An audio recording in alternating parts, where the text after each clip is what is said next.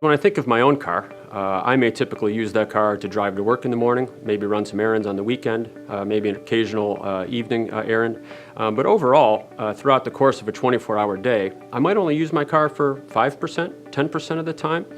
And there's some industry statistics that might put that number right at 4 or 5%. People are exploring ideas such as ride sharing and car sharing with the idea of trying to better utilize the vehicle assets that are on the road. And if maybe one vehicle can do the work of presently 10 vehicles, does it have an overall net impact to decrease the number of vehicles on the road? And there's some questions and concerns about in the passenger car world, if you were to take the average passenger car and increase its utilization from say maybe 5% a day to 60 or 70% a day, what would that do to the durability of the car and the maintenance requirements of that car? Because today, average vehicle life in the U.S. is around 11 and a half years. And while a lot of that is due to the quality of the cars and the way in which they're built today, there's the other aspect that, well, they're hardly used.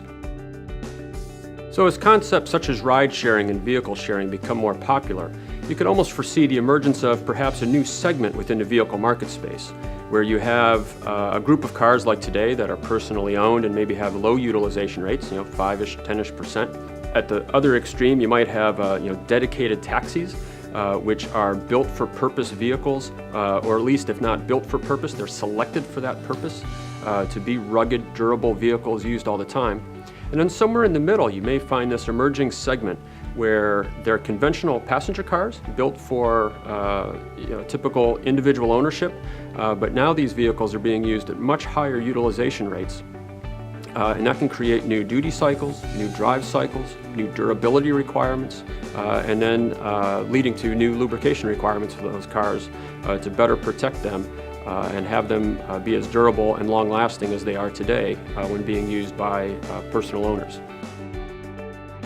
From a Lubrizol perspective, we would see great opportunities to develop lubricants that can meet this emerging segment, fluids that can protect these cars at high utilization rates and allow them to have similar maintenance intervals as they do now.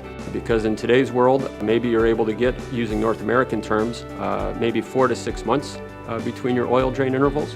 But if you're now using these cars at a much greater rate, a conventional oil, you might have to change it every 3 to 4 weeks.